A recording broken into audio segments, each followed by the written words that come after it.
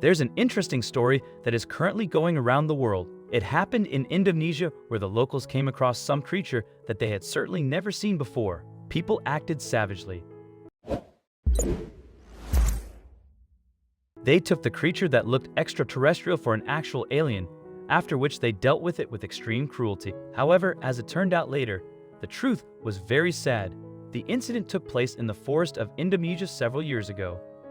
When residents of a local village were strolling around the area, they saw a strange creature near the settlement. It didn't look like a person or an animal. It was hiding in the thickets of the forest. They got very frightened, mistaking the unidentified creature for an alien from another planet, and couldn't think of anything better than to beat it with sticks. When they finally defeated the strange creature, people were able to capture the terrible monster. Once in the cage, the animal began to roar and tried to gnaw through the iron bars.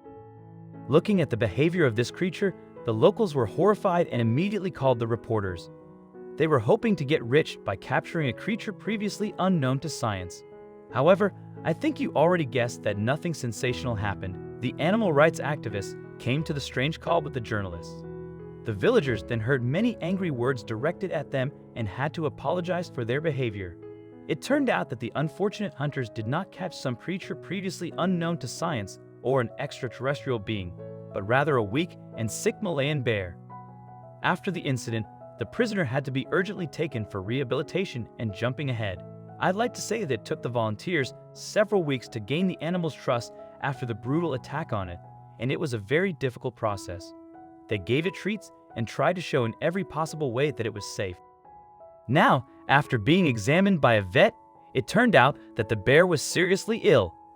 The residents got so scared of the Malayan bear, not because they hadn't seen this kind of animal before, but because it barely looked like the representatives of its species. It had virtually no hair and moved weirdly. The creature was very thin and its claws were protruding scarily. The test results showed that its hair loss was caused by a skin infection, mite infestation, and mild anemia. Sure, the volunteers faced a difficult task, and having shown compassion, they did their best to help the animal. After starting the treatment plan, the poor thing began to recover in just a matter of days. The vets noted a positive trend, saying that if the recovery process continued this way, the animal would be able to return to the wild shortly, and most importantly, it wouldn't be in danger there. It took a long time for the bear to return to its usual appearance, after which the vets examined the animal again and made sure it was healthy. The bear was released into its natural habitat. Realizing that it was finally free, the poor fellow ran as fast as it could. Fortunately, the story of this particular bear ended well, but sadly, the Malayan bears, even the healthy ones, are currently not all that well known to people. Moreover, they are considered one of the rarest bears in the wild, and they also are the smallest representatives of the bear family. Adult bears do not grow bigger than 1.5 meters in length, and they do not weigh over 65 kg. The population of this species is rapidly decreasing because of hunting. The local population believes that the liver and bile of the Malayan bear have healing powers for all the diseases in the world.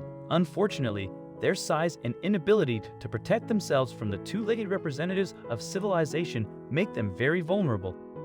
Today, the possibility of coming across this bear in the wild is virtually zero.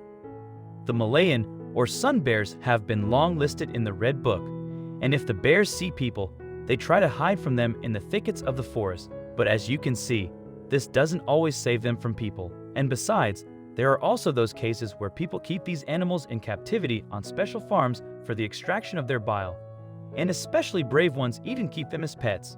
Unfortunately, people are always aggressive towards what they cannot explain, and that is exactly what happened in this story.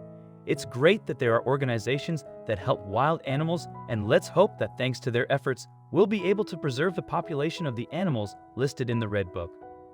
What do you think about this story? Let's know the whole world. Comment below. Also like, share and subscribe to our channel, and press the bell icon to never miss the video from channel. Thank you.